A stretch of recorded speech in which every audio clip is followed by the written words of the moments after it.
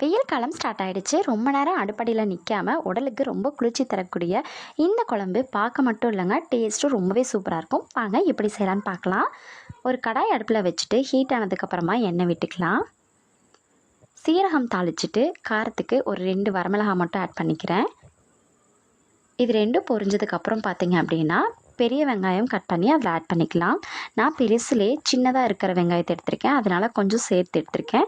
பெரிய வெங்காயமாக இருந்துச்சு அப்படின்னா 1 மட்டும் போதும். இதை நல்லா வதக்கிட்டு ஒரு பெரிய தக்காளி அதையும் சின்ன சின்னதாக கட் பண்ணி ஆட் பண்ணிக்கலாம். சேர்த்து நல்லா வதக்கிக்கலாம்.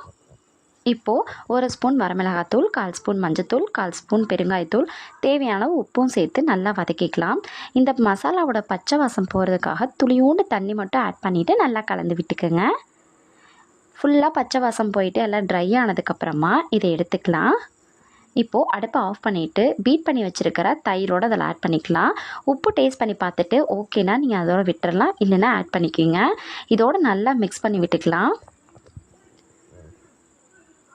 இப்போது லாஸ்ட்டாக கொத்தமல்லி தலையும் கருவேப்பிலை தலையும் ஆட் பண்ணிவிட்டு நல்லா கலந்து விட்டிங்கன்னா ஒரு சூப்பரான யம்மியான தயிர் குழம்பு ரெடி ஆயிரும். கண்டிப்பாக ட்ரை பண்ணி பாருங்கள், குயிக்காக முடிச்சிடலாம்.